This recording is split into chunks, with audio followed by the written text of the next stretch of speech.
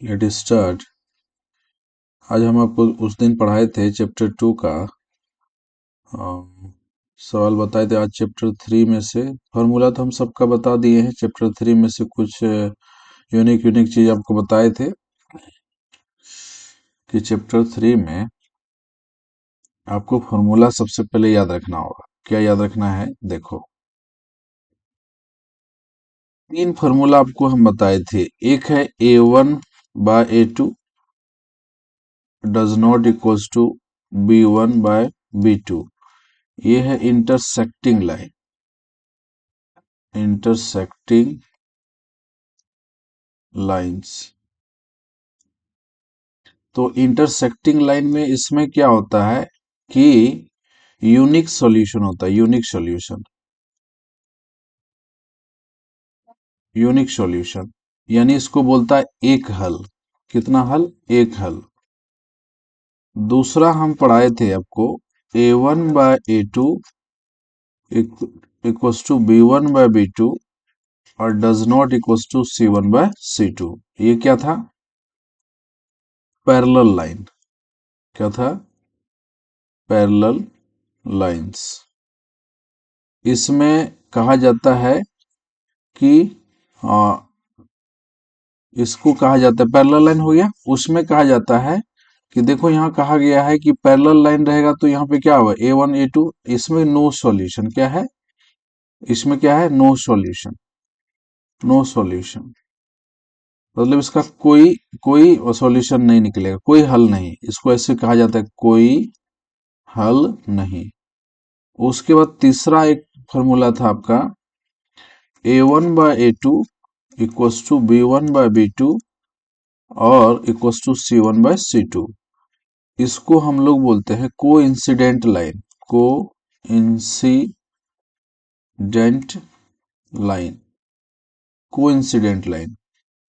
तो को incident line में होता है infinitive solution. Infinitely, TELY, infinitely solution. ठीक है। तो यही चीज यहाँ पे देखा लिखा गया। देखो, यही चीज बता दी अभी। Just A1 A2 intersect line है, इंटरसेक्टिंग लाइन। ठीक है। उसके बाद कोइंसिडेंट लाइन हो गया। उसके बाद पैरेलल लाइन हो गया। No solution, many solution. ये अब इसके ऊपर हम लोग कुछ सवाल कर लेते हैं। ये तुम्हारा फॉर्मूला सबसे पहले याद रखना। और एक चीज थोड़ा सा और बता देते हैं, जैसे कि इसमें बोला जाएगा कि आगे क्वेश्चन आपको मिल सकता है इसमें। इसके लिए भी थोड़ा बताए। 3 नंबर में दिखा है ना, यहाँ पे लिखो को कंसिस्टेंट और इनकंसिस्टेंस। तो कंसिस्टेंट के लिए क्या फॉर्मूला होगा? कंसिस्टेंट कंसिस्टेंट के लिए होता है A1/A2 does not equals to B1/B2। ये भी होगा तो वो कंसिस्टेंट कंसिस्टेंट होगा।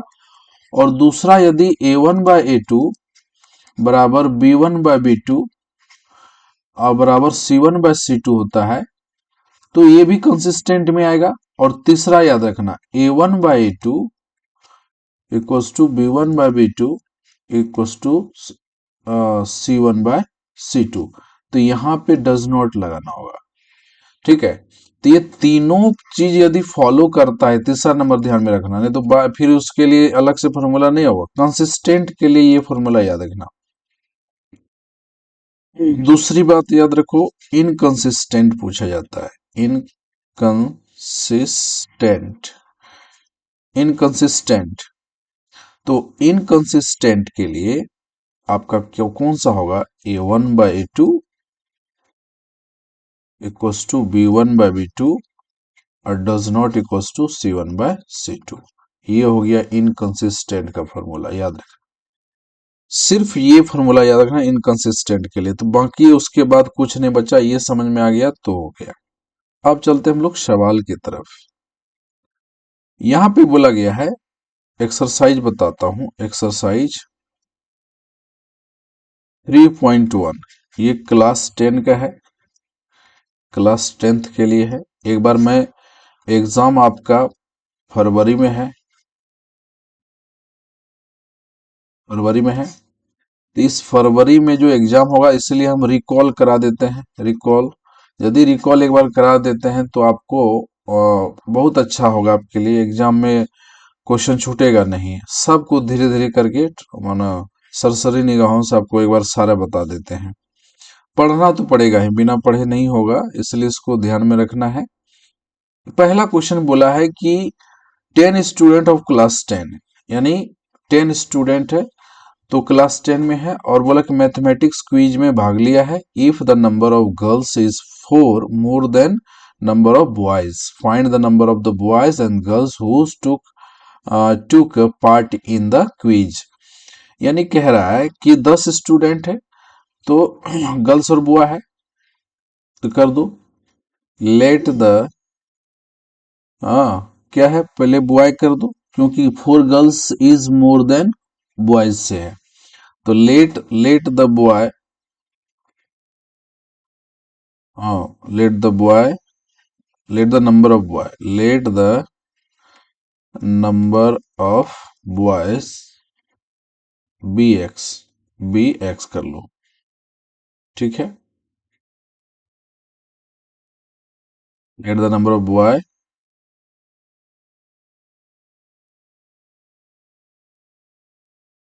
कितना है, बी एक्स कर लिए। And girls, girls y, girl कितना है, वाई है, ठीक है। मान लिए, एस ने लगा क्योंकि एक ही लड़की को हम लोग मान ले रहे हैं। तो उसके बाद क्या हो जाएगा कि देख लो, अकॉर्डिंग टू क्वेश्चन, क्या कहते हैं, अकॉर्डिंग टू द क्वेश्चन कहा गया है कि 10 स्टूडेंट है तो x plus y equals to हो जाएगा 10।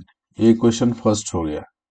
अब क्या बोला है, if the number of girls is 4 more than of boy, यानी कह रहा है कि जो बॉय है वो गर्ल्स कितना है, गर्ल्स तो वाई माने हैं, वो कितना है, 4 है, 4 ज्यादा है, यही बोला है।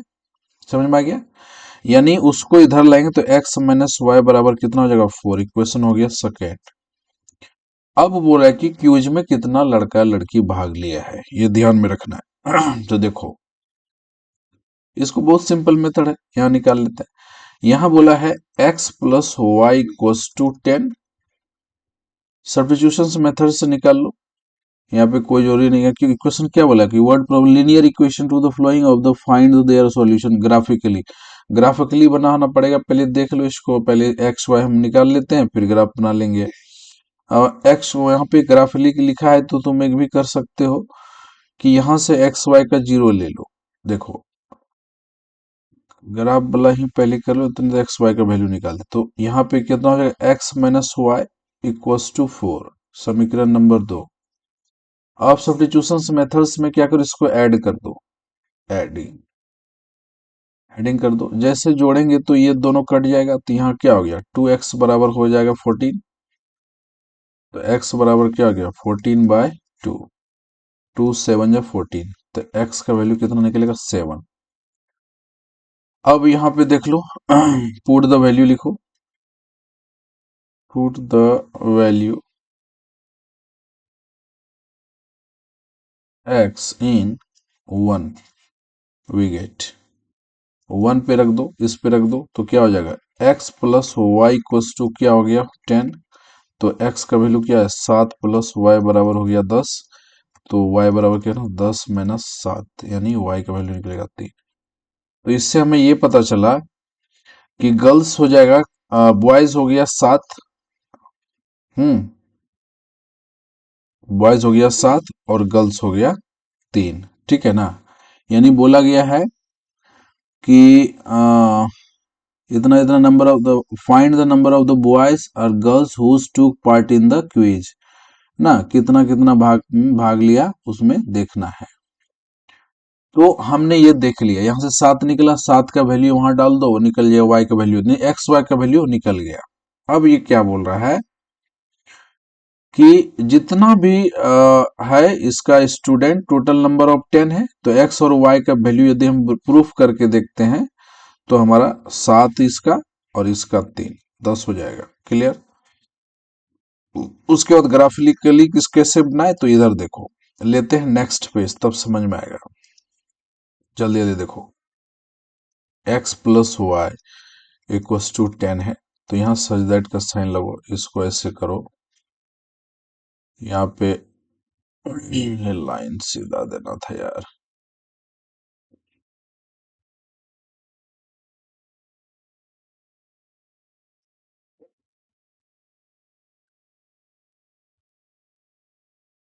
तो इसको ऐसे बनाओ,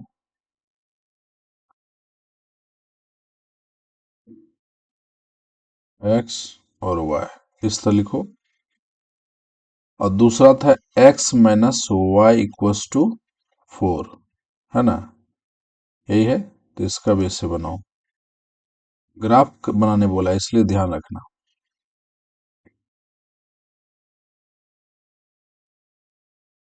एक कर लिए, अब इसको बनाते हैं। देखो, ये सबसे आसान तरीका मैं बताता हूँ। एक बार x को जीरो ले लो, taken by x equals to zero, तो x जीरो ले लेंगे, तो x के जगह पे यहाँ जीरो डाल देंगे यहाँ पे, तो y का वैल्यू कितना निकलेगा 10। यदि x हमने जीरो लिया तो y का वैल्यू कितना निकला 10, ठीक है। और यदि y का वैल्यू हम कितना ले लेते हैं जीरो, पहले एक बार x को लिए तो y को भी जीरो लेंगे, तो y का वैल्यू यदि हम जीरो लेते हैं तो x का वैल्यू निकलेगा 10। ये क्लियर हो गया यहाँ के। इस पे भी वही करो, x का एक बार वैल्यू जीरो लेंगे तो y का वैल्यू निकलेगा -4, तो यदि x का जीरो लिया तो y का वैल्यू निकलेगा -4, और एक बार y जीरो लेंगे तो y बराबर जीरो। देखो कैसे निकल लिया जाता है, यहाँ जीरो लेंगे 4, तो x बराबर क्या निकलेगा 4, तो y जीरो लिए तो x का वैल्यू निकला 4। क्लियर, ये हमारा निकल गया। अब एक घर इसमें तो और बनाना पड़ेगा, क्योंकि x का y का वैल्यू निकला है मेरा, x का वैल्यू 7 निकला है, y का वैल्यू 3 निकला है, x का वैल्यू 7 और y का वैल्यू 3, ये निकला है। क्लियर, अब इसको ग्राफिकली ड्रॉ कर लेते हैं हम लोग, ठीक है। इसको हटा देते हैं, देखो यहाँ पे जगह कमी है, इसलिए इसको थोड़ा हटा दे। ये कैसे लिए हम एक बार फिर से समझा देते, देखो होता क्या है, यदि तुम एक बार x बराबर 1 भी ले सकते हो, तो x1 लेते यहाँ पे, तो y9 निकलता निकलता ना, फिर y को भी एक बार x1 लेना, तुम जो लोगे दोनों को लेना पड़ेगा। यदि x को जीरो ले रहे हैं तो y को भी जीरो लेना होगा, यदि x को 1 ले रहे हैं तो y को भी 1 लेना होगा, x को 2 ले रहे हैं तो y को भी 2 लेना होगा। दोनों का मान वैल्यू पुट करना होगा, अपने मन से लिया जाता है, ग्राफ को इस तरह फाइंड किया जाता है, और x का वैल्यू जो निकलेगा वो निकाल देंगे। क्लियर, अब यहाँ पे इसका ग्राफ बनाता हूँ। देखो, सबसे बड़ा नंबर 10 है, तो 10 ले लो, ऐसे लिखो। वैसे यहाँ तो दिक्कतें आएगी, लेकिन कोई नहीं, कर लेंगे हम लोग आराम आराम से।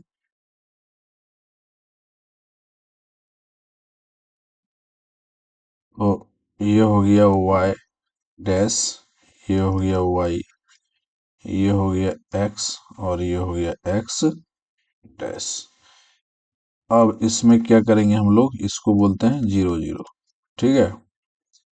अब देखो, हम लोग 10 लेते हैं, तो 10 तक जाना है, तो 1, यहाँ शुरू करो, 1 2 3 4 5 6 7 8 9 और 10, थोड़ा छोटा वाला लेकिन देख लेना, 1 2 3 4 5 6 7 8 9 और 10, 1 2 3 4 5 6 7 8 9 10।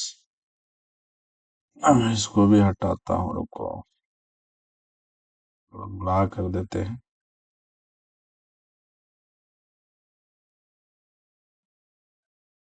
और इसको y बोलेंगे, y डैश। हाँ, 10 9 8 7 6 5 4 3 2 और 1। क्लियर, क्या बताऊं रे,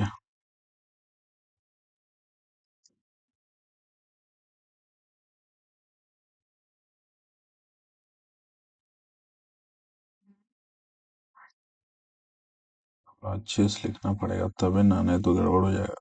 1 2 3 4 5 6 7 8 9 और 10।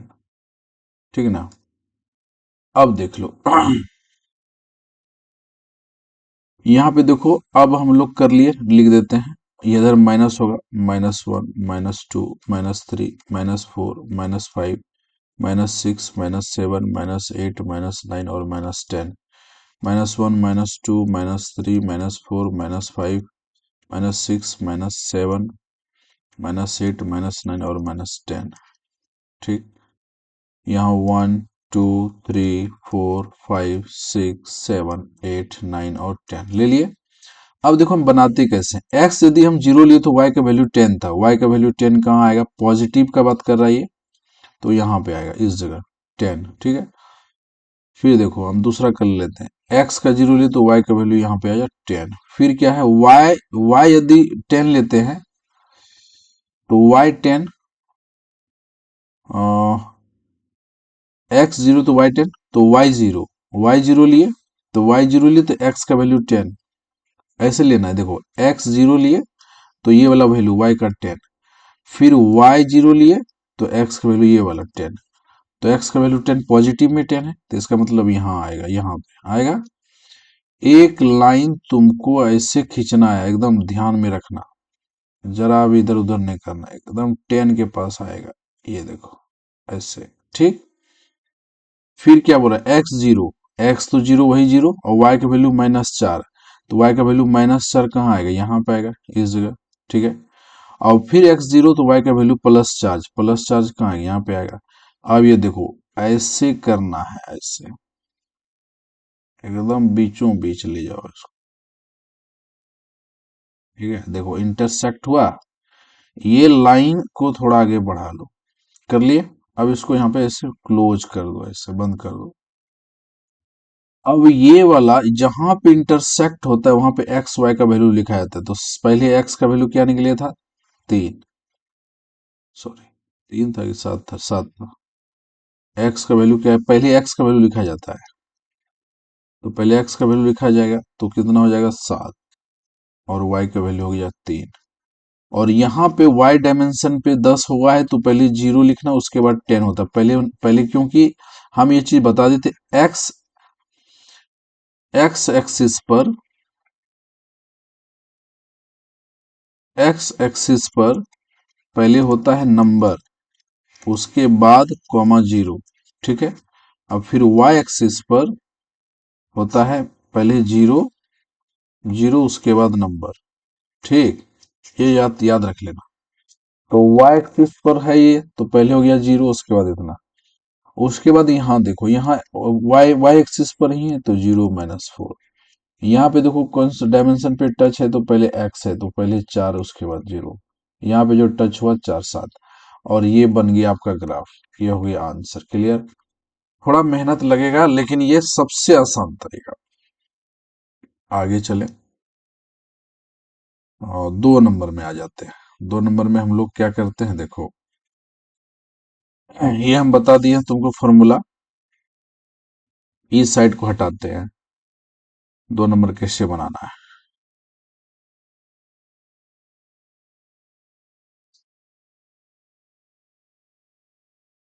साइड में देखो थोड़ा सा। देखो यहाँ पे बोला गया है दूसरा नंबर, 5 पेंसिल। तो लेट कर दो, let the pencil pencil be x and pen pen be y कर लो। जैसे इस तरह हम करें तो 5x लिख देना +7y इक्वल्स टू हो जाएगा तुम्हारा 50 रुपीज। ये क्वेश्चन फर्स्ट कर दो। उसके बाद क्या है, 7 पेंसिल 7x +5y अब बराबर कितना हो जाएगा? 46 रुपये। ये समीकरण नंबर 2 हो गया। अब देखो इसको क्या करो, जल्दीबाजी निकाल दो, क्योंकि कॉस्ट निकाले बोला था। इस कंडीशन में क्या किया था, ये दोनों का एलसीएम लिया जाता है। किसका किसका? ये दोनों का एलसीएम लिया जाता है। ये तो तुम जान रहे हो, इसका और इसका। तो इसका एलसीएम कितना होगा? 35। 35 में इसको इससे भाग देंगे 7 से, कै बार में? 5 बार में, तो इसको गुना करना है 5 से, और इसको भाग देंगे इसमें 7 बार में, तो इसको गुना करना है 7 बार से। इस तरह भी कर सकते हो, या नहीं तो वैल्यू पुट करके भी निकाल सकते हो।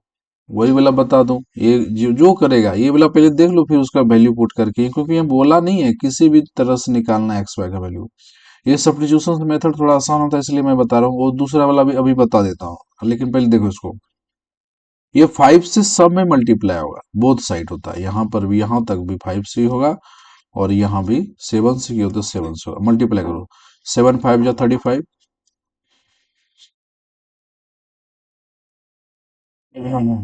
25, 5 5 जा 25, ये हो गया 25। उसके बाद 7 5 जा 35, यहाँ x था तो x डालो, यहाँ y था तो y डालो। क्लियर? और हो गया 5 25, 250। अब इसको गुना करो, 7 7 जा 49, x और 35 y, और यहाँ हो गया 7 छंग 42, हासिल 4, और 7 चौक 28, 2 30 2 32, ये हो जाएगा। अब क्या करो, इसको सब्ट्रैक्ट कर दो, सब्ट्रैक्टिंग। जैसे सब्ट्रैक्ट करेंगे तो यहाँ पे माइनस, यहाँ भी माइनस, और यहाँ भी माइनस, ये कट गया। यहाँ पे कितना हुआ? 49 में 25 घटा दो, 24 बचेगा। तो यहाँ बड़ा है, ये बड़ा है तो -24x, और यहाँ माइनस है तो 322 में 322 में 250 घटा दो, कितना हो जाएगा? 2 12 में 5 गया 7, 72, तो -72, ये कट गया। तो x बराबर निकला 72/24, 24 दिया 72। हाँ, तो x का वैल्यू निकला 3 रुपया। हाँ, x क्या माने थे? पेंसिल, तो पेंसिल का दाम 3 टका होगा, ये 3 रुपया निकले। x का वैल्यू कितना रुपया? 3 रुपया, 3 रुपया। अब उसका वैल्यू निकालने के लिए इसके ऊपर वैल्यू पुट करना पड़ेगा। जब मल्टीप्लाई करते हैं तो समीकरण 3, और यह समीकरण हो जाएगा 4। तो put the value x in third, तो जैसे इसमें थर्ड में लगाएंगे तो क्या होगा, देखो, देख लो। और जगह तो ना है, लेकिन यहीं पे कहीं बताऊं या आगे पेज ले लूं, तो आगे ही ले लेता हूं, क्योंकि ये जगह नहीं है। तो गुना करके 25 35 और 250, 25 35 और 250, 25x 35y और 250, 250 ही था ना? 25 35 250, 25 35 250, ठीक है। तो 25 इंटू एक्स का value, put the value x, put the value value x in equation, कौन सा? ये देख लो, इक्वेशन, सॉरी, इक्वेशन हो गया कौन सा? 3, इक्वेशन थर्ड। ठीक, तो एक्स का वैल्यू क्या निकला है? 3, तो यहाँ 3 डालो, तो यहाँ 3 प्लस 35y इक्वस टू 250, 25 75 हो गया। अब 35y इक्वस टू कितना लिख गया? 250। तो 35y बराबर हो गया 250 माइनस 75, तो 35y हो जाएगा कितना? 5, और यहाँ हो गया 14 में 7 गया 7, 175 है ना? ये बचेगा। और तो y बराबर हो गया 175/35, 5 से कटो। हाँ, तो 7 × 5 = 35, 7 दूनी 14, और 7 दूनी 14, और 7 × 5 = 35, यानी 7 से कटा रहा हूँ दोनों को। और 5 5 जा 25, तो y बराबर हो गया 5। तो ये पता चल गया हमें कि ये पेन का दाम निकलेगा। 5 रुपया किसका दाम निकलेगा? पेन का, पेन का। सही बात है, पेन पेन का ज्यादा होता है पेंसिल का कम। तो ये पता चल गया कि पेन का दाम कितना है और पेंसिल का दाम कितना है। क्लियर? उसके बाद आगे चलते हैं, छूट गया कुछ क्या? हाँ, तीसरा नंबर, यानी ये बात। अब तीसरा नंबर देखो, दूसरा नंबर कंपेयर करके बैठो, तो इसमें बोला कि पैरेलल, पैरेलल और को इंसिडेंट, कोइंसिडेंट और पैरेलल के लिए कौन सा फॉर्मूला, चेक करना है इसको, कोइंसिडेंट और पैरेलल के लिए। तो दूसरा बहुत आसान है, देख लो। इसी में देख लो, जगह ये है। और 2 4 8 7 6 9, 2 4 8,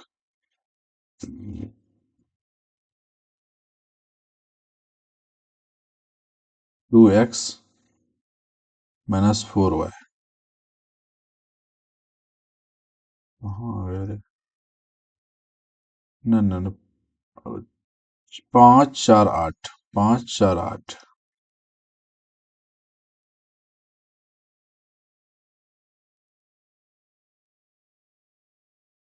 और 8 +8 =0। उसके बाद दूसरा देख लें, देखो देखना पड़ेगा, थोड़ा सा धैर्य रखना। 7 6 9, 7 6 9, 7x - 6y - 9 =0। देख लो, 7 6 9, 7 6 9, XY ठीक है। हाँ, XY 8, ठीक। अब इसको क्या करना है कि चेक कर लो। तो ये हो गया A1 का वैल्यू, ये हो गया B1 का वैल्यू, ये हो गया C1 का वैल्यू, ये हो गया A2 का वैल्यू, B2, और ये हो गया C2। अब इसमें हमको पूछा है कि चेक करना है, जैसे कि हम तुमको लिख दे रहे हैं कि ये A1 बराबर बोलेगा तो 5 होगा, B1 बराबर हो गया तो -4 होगा, और C1 बराबर हो जाएगा 8। A2 तुम्हारा हो जाएगा 7, और B2 तुम्हारा हो जाएगा 6, और C2 तुम्हारा हो जाएगा -9। ठीक। अब देखो पैरेलल के लिए क्या था फॉर्मूला, पहले क्या बोला है पैरेलल के लिए ना, पैरेलल और कोइंसिडेंट, है ना, sorry, line equation intersect at the point, intersect पहले बोला है। पहले इंटरसेक्ट के लिए क्या था, A1/A2 does not equals to B1/B2। इसके ऊपर फॉलो कर रहा है नियम, देख लो। A1 का वैल्यू क्या है 5, A2 का वैल्यू क्या है 7, does not equals to B1 क्या है B1 -4, और B2 क्या है देख लो 6, कटा दो, दो तिया 6, दो दूनी 4, तो 5/7 डज नॉट इक्वल्स टू -2/3। ये सच में बराबर नहीं है, ये सच में बराबर नहीं है, ये देख लो, नहीं हुआ बराबर। जैसे ये बराबर नहीं हुआ तो क्या इसको बोलेंगे, इंटरसेक्ट, इंटरसेक्टिंग लाइंस। ठीक है, सबको अलग अलग चेक करने बोला है। इंटरसेक्टिंग में चेक करने बोला है, पहले बोला है कि इंटरसेक्ट में चेक करिए, इंटरसेक्ट कर लिए। उसके बाद क्या बोला है पैरेलल, उसके बाद कोइंसिडेंट, कोइंसिडेंट। तो अब दूसरे वाले में पैरेलल और तीसरे वाले में कोइंसिडेंट। सबको तुम अलग अलग, इस पे भी दो तीनों को चेक कर सकते हो, लेकिन फायदा नहीं है। लेकिन सबके ऊपर चेक कर लेते हैं। अब आपको इंटरसेक्ट लाइन चेक कर लिए, तो अब चेक करना है आपको पैरेलल। 9 3 12, 9 3 12 दूसरा है, पॉइंट लेते हैं दूसरा, नेक्स्ट पेज।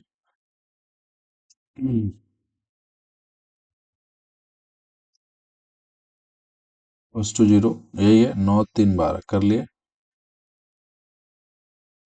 18 6 24, 18 6 24, 18 6 24 देखो। अब इसमें कौन सी चेक करना है, पैरेलल। तो पैरेलल, पैरेलल बोल रहा है, पैरेलल लाइंस।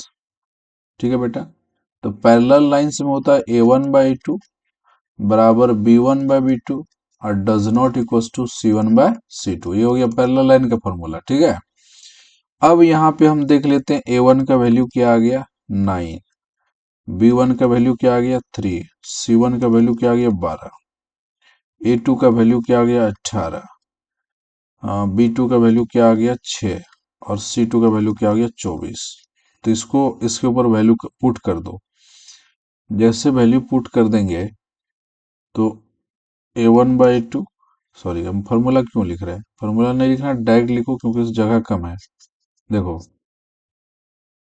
ये फॉर्मूला बता चुका हूं, इसके ऊपर डालो A1/A2। A1 का वैल्यू कितना है, A1 का वैल्यू हो गया 9, A2 का वैल्यू कितना 18, B2 का वैल्यू, B1 का वैल्यू 3, C1 B2 का value 6, does not equals to, यानी C1 का वैल्यू कितना है 12, और C2 का वैल्यू है 24।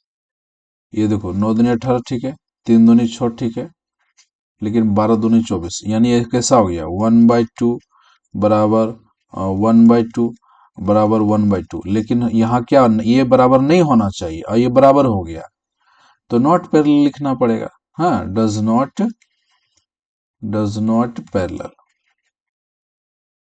कुछ भी रटो मत, समझो, तब ही होगा। यानी पैरेलल का फॉर्मूला ये है, यानी कंडीशन क्या बोल रहा है, कंडीशन ये चेक करने बोल रहा था कि ये वाला पॉइंट आंसर कुछ रहे उससे मतलब मत रखो, तुमको ये देखना है कि हम सही बना रहे हैं कि नहीं बना रहे। यहाँ बोला था पैरेलल चेक करें, तो पैरेलल के लिए formula A1/2 B1/B2 does not equals to C1/C2। यदि इस तरह का कहीं लाइन दिया है तो इसको बोलता है डज नॉट इक्वल टू इसको बोला जाता है, ठीक है ना। अब देख लो, क्लियर हो गया। अब तीसरा पॉइंट देख लेते हैं। तीसरा पॉइंट क्या है, 6 3 10 2y9, 6 3 10, तीसरा पॉइंट।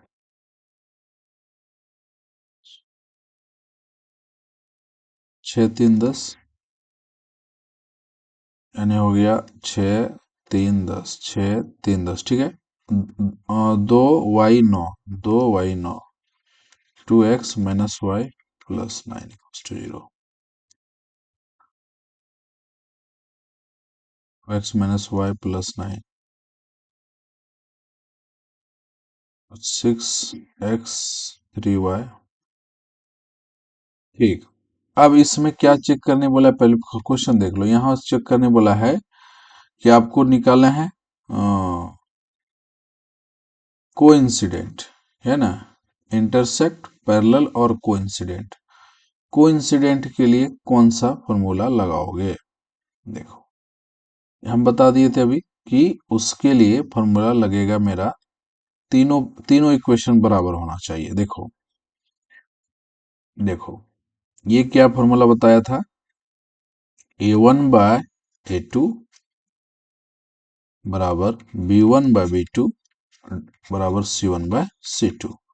ये देख लेते हैं हम लोग, ये कोइंसिडेंट है कि नहीं। सो मेनी सॉल्यूशन था इसका, here is so many solution, right here formula, look ahead. ये देखो कोइंसिडेंट लाइन के लिए क्या था, तीनों बराबर है, कोइंसिडेंट लाइन है ना, ये बोला है, वही फॉर्मूला बात होता है। इसका क्या था, मेनी इन्फिनेटिव सॉल्यूशन, तो वही चीज मैं बता रहा था।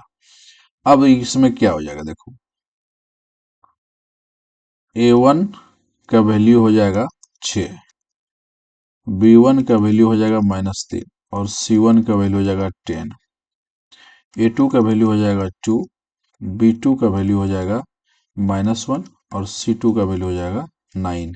कुछ नहीं तो यहाँ -1 है इसलिए, तो A1/A2 डायरेक्ट फॉर्मूला नहीं लिखो, फॉर्मूला कितना बार लिखोगे, डायरेक्ट पुट करता हूँ वैल्यू। देखो A1/A2, A1 का वैल्यू 6/2, उसके बाद क्या है B1/B2 -3/-1 और C1 का वैल्यू क्या हो जाएगा 10/,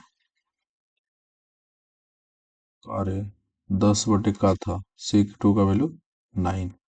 अब देखो ये माइनस माइनस कट गया, 2 3 6 निकला, तो 3 = 3 हुआ।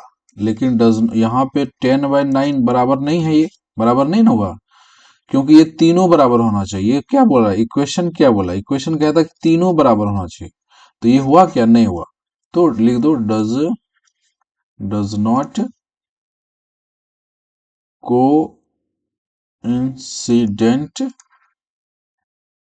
लाइंस, कोई हल नहीं होगा इसका। इन्फिनेटिव सॉल्यूशन दिया था लेकिन ये नहीं आएगा, इसमें नहीं आएगा। क्लियर, सब कुछ इसी तरह चेक कर लेना, बहुत ही आसान है। उसके बाद तीसरा पॉइंट देखो, हाँ तीसरा नंबर पे भी वही बोला कि कंसिस्टेंट और इनकंसिस्टेंट, इसके लिए हम फॉर्मूला बता चुके हैं, तो तुम कर लेना।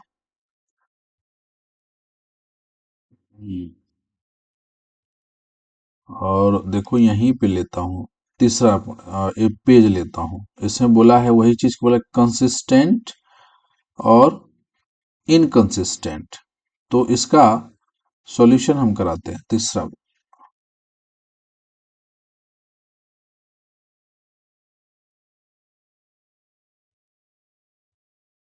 न्यू पेज लेता हूं, देखो तीसरा में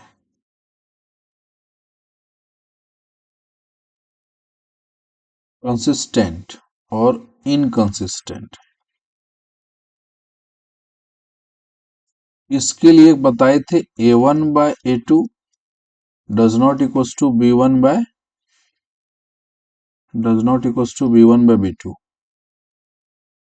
b1/b2 ये भी हो जाएगा, ये भी होता है तो ये भी सही होगा पहला। दूसरा बताए थे a1/a2 equals to b1/b2 equals to c1/c2, ये भी फॉलो करता है तो कंसिस्टेंट में ही आएगा।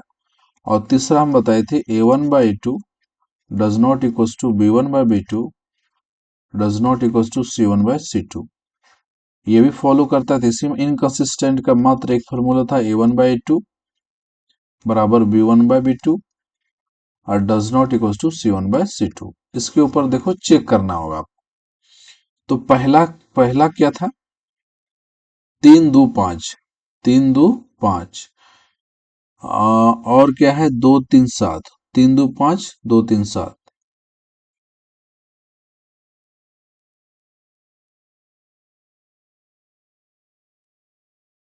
दूसरा पॉइंट था 7, एक बार चेक कर लेता हूँ। हाँ क्या था, 3 2 हाँ सब प्लस है, 3x + 2y, 3x + 2y equals to 5, clear. और 2x - 3y = 7, 2x - 3y, 2x - 3y = 7। ये वाला गलती है, थोड़ा सा देख लो इसको। 2x - 3y होगा यहाँ पे, 2x - 3y = 7। अब देखो इसको पहले इस कंडीशन में ले आओ। अब देखो इसको कौन सा क्या फॉलो करता है ये, देखो यदि इसको इधर लाएंगे तो माइनस होगा, इसको भी लाएंगे तो माइनस होगा, तो ऐसे लिखो, पहले इस तरह लिख लो, 3x + 2y - 5 = 0 होगा, और 2x - 3y - 7 = 0। तो यहाँ पे देखो क्या होगा, यहाँ पे क्या होगा,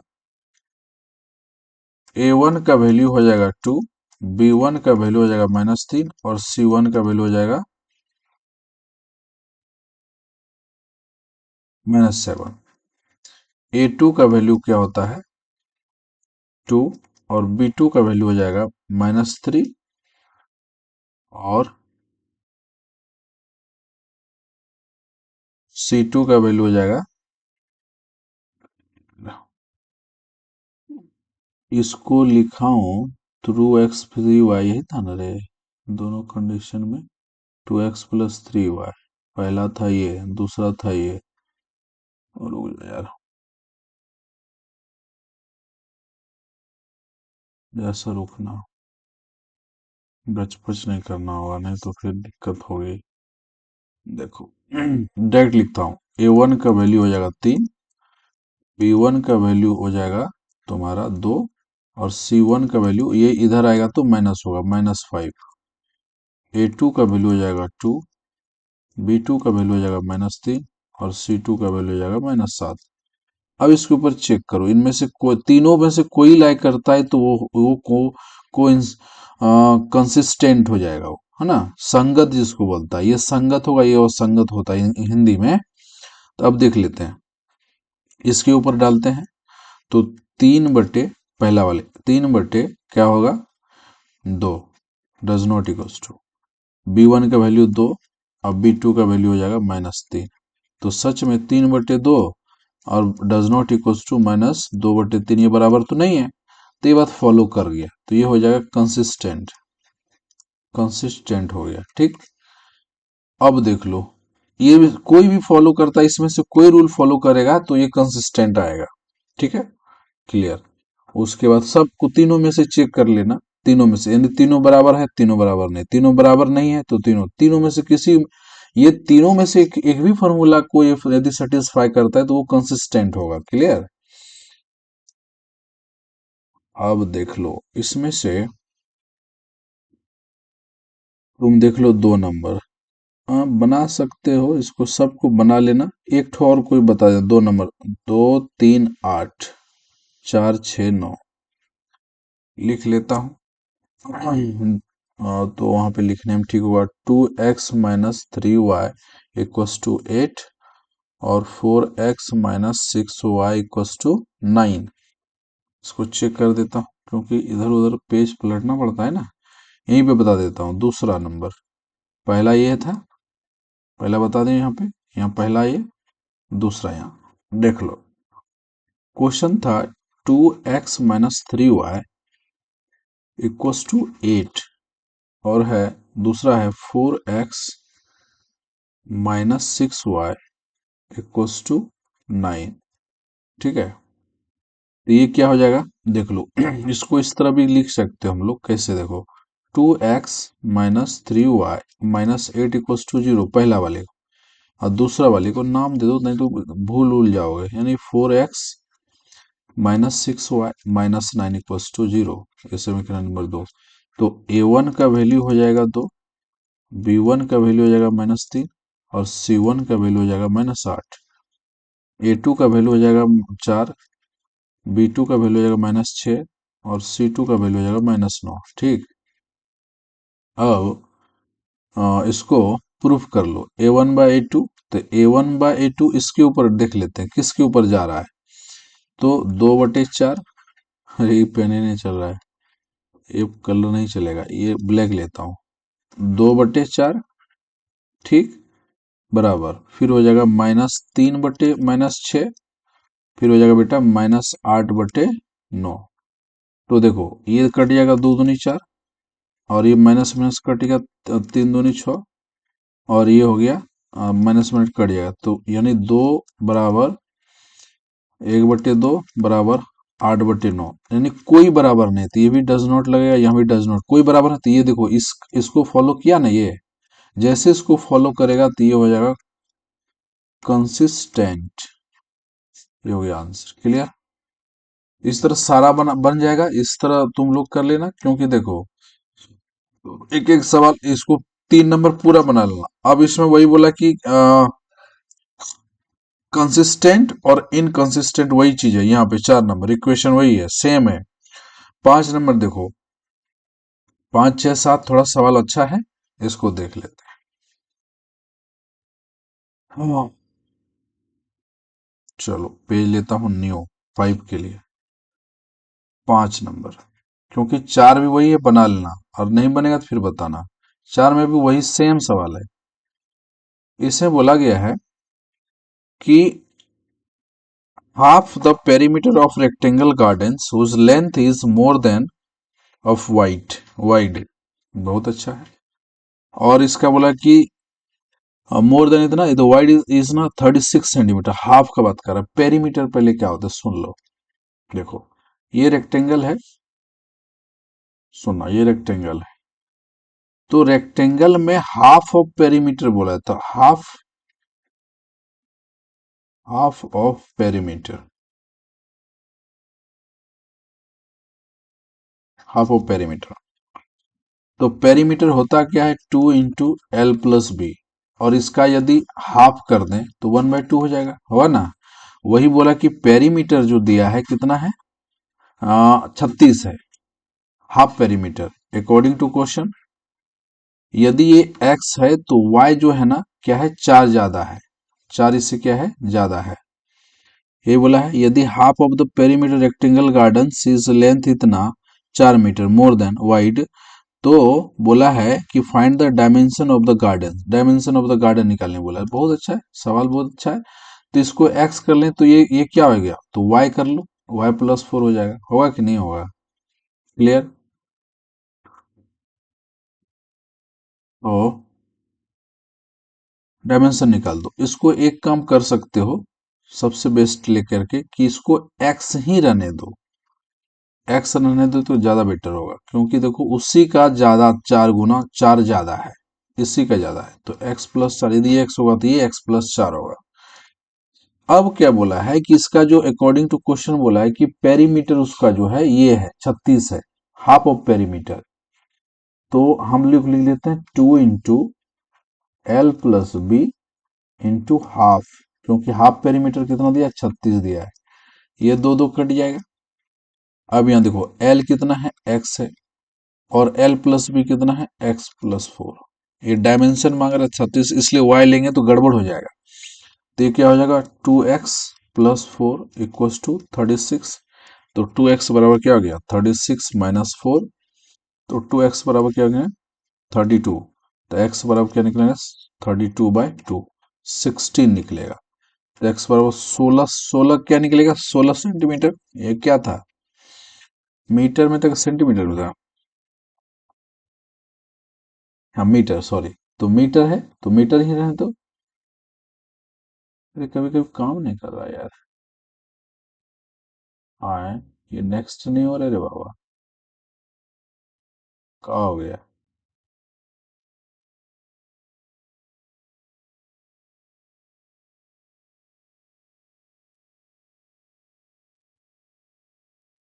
हाँ,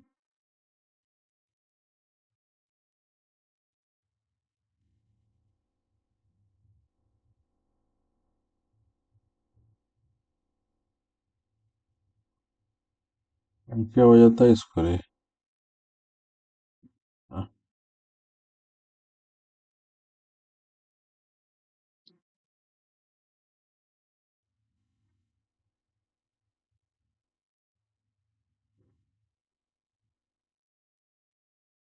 हम्म,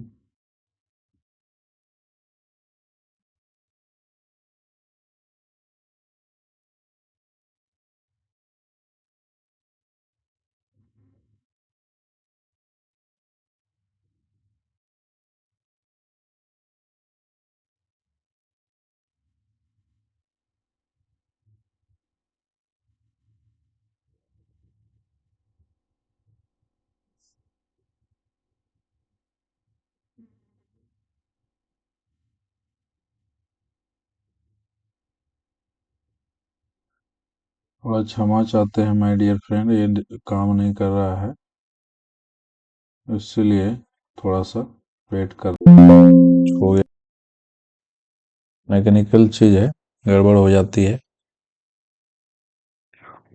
हम्म,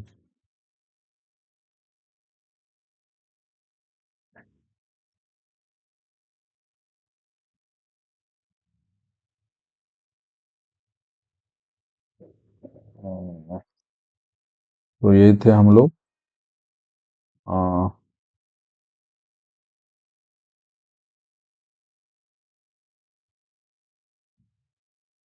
ये हो गया था, हाँ यही थे। उसके बाद ये 16 सेंटीमीटर निकला। जैसे ये 16 सेंटीमीटर निकला,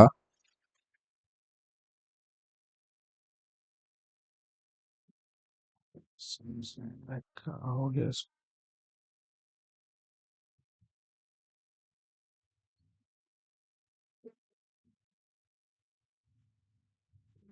हाँ, 16 सेंटीमीटर निकला। तो इसमें से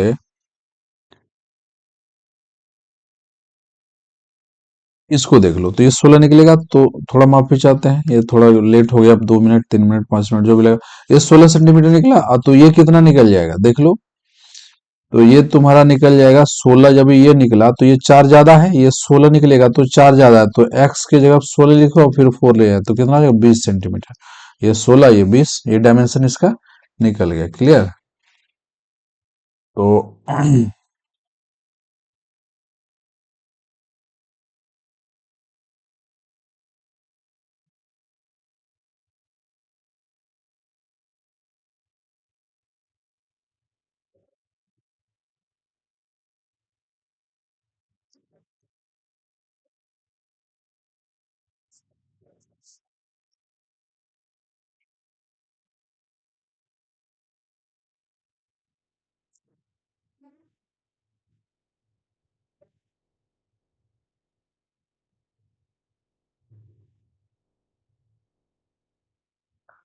ठीक है माय डियर फ्रेंड, इसको दूसरा में वीडियो में हम बता देंगे। ये जो है ना